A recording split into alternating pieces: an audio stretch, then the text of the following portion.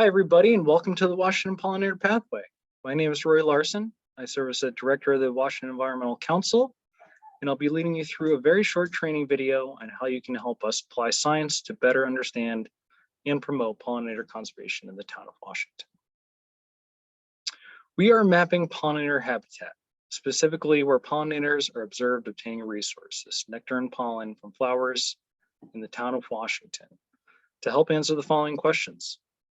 Where are pollinator-friendly sites in Washington? What is the level of interconnection between those sites? Are there pathway gaps? And then the ultimate question is, how can we improve Washington's local and regional value of pollinators? We have developed a short survey that allows anyone to collect this data on a smartphone device, and the platform is ArcGIS Survey 123. So through the survey, we're going to ask questions, get answers, and like I said, make some decisions. Community-wide involvement in this survey is crucial, so we tried to make it as streamlined and simple as possible. Simply click the link or scan the QR code. You can find these on the Washington Environmental Council's website, or you can email me at roryglarson@gmail.com. So by clicking the link or scanning the code, you'll be brought to the application sign-in page. Click the Continue Without Signing In tab on the bottom.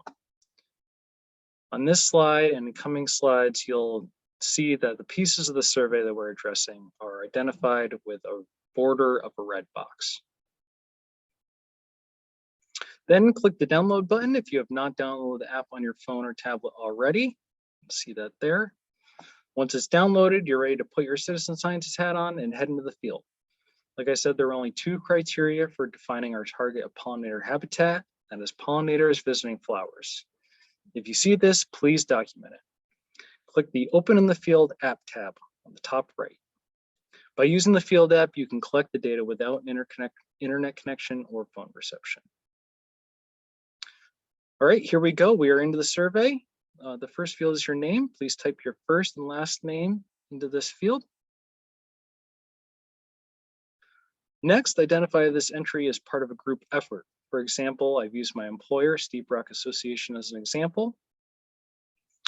And let me just say, we really hope you won't limit yourself to your own property or road. We hope you'll be documenting many sites throughout town through many different entries. And so these first two fields can become somewhat repetitive. So to make things faster, you can click the Set as Favorite Answers tab in the top right corner. This should populate the information automatically on subsequent surveys.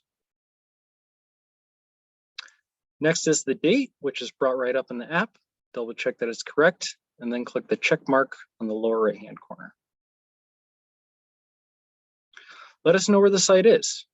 This can be a street address, road name, or property name, but the more specific, the better. So a specific road address or a specific property name, for example, Steep Rock Preserve, would be great. We need to know the exact location for this data to be mapped. So in order to accomplish this, you'll need to enable your GPS device in your phone if it is not currently turned on. Look at the marker on the base map and make sure it is showing your current location. And accuracy is important here. So note the large blue circle around the marker on this example. And now look at the footer on the bottom left. Here you can see the latitude and longitude followed by the accuracy of the coordinates. This example was created on a laptop, resulting in an accuracy of 292 meters, which is much too large. So we're looking for an accuracy of 15 meters or better. Sorry about that. Once you obtain that pretty refined accuracy, please click the check mark icon on the bottom right. Next, we need to know who owns the property. And on the right in this box, you can see the different options. Is it a private residence, a conservation organization, a government, a business, school, or other? And then what best describes the type of land? Is it residential, commercial, community center, or park? Is it part of a school or educational institution? Is it conservation area? Perhaps it's a nature preserve and you're out on your favorite hike. Or you're driving your road or hiking along a utility corridor. Farms and other agricultural land can hold pollinator habitat, so that would be one option. And lastly is other for everything else. What is the approximate area of flowering plants? Is it about the size of a calendar? Say you have a few potted plants on your patio. Is it about the size of a picnic table, a tennis court? Is it greater than 1 acre up to 5 acres, or is it larger than 5 acres? And then what is the flowering plant composition? Is the patch you found a single flower type? Is it a few different flowers between 2 and 5 different types of plants, or is it many different flowers, greater than 5 species? What best describes these plants? Are they native, non-native, or naturally occurring or planted? So we have a few options here. They're either native, naturally occurring, native and propagated or planted, and similarly those for non-native, or you don't know. It is completely fine if you do not know. All right, what pollinators are you seeing visiting this patch of flowers? Is it Hymenoptera, bees, wasps, and ants? Are they butterflies and moths? Perhaps it is coleopterans, which are the beetles. Dipterans are flies, or maybe we have birds. Maybe ruby-throated hummingbirds are pollinating these flowers. And then lastly is to photograph the site. We like you to try to capture the full extent of the area in 1 to 2 photographs, and then as well photographs of flowers being visited by pollinators. So we'll want to photograph each different type of flower that you see in this patch. So we have up to 5 photos for this answer. And lastly, you can enter some comments, notes about the site, and then click the check mark on the lower bottom right corner to submit your data. You'll receive a notification that the survey is completed, and then you'll have a few options. You can either send it now. So if you have cell phone reception, you can send, and that'll only take 1 to 2 minutes to do.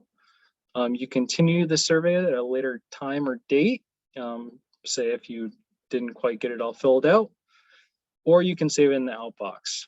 So if you don't have reception, it'll save in the outbox, and once you do, you can reopen the app and send the survey.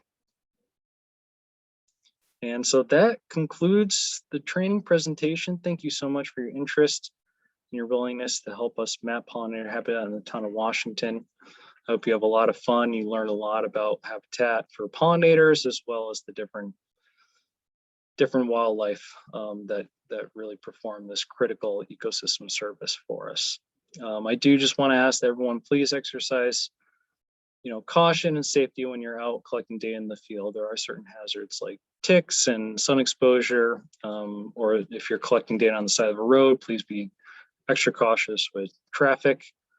But know that the data you are collecting is very valuable and very much appreciated. So thank you, and I look forward to this map coming to fruition.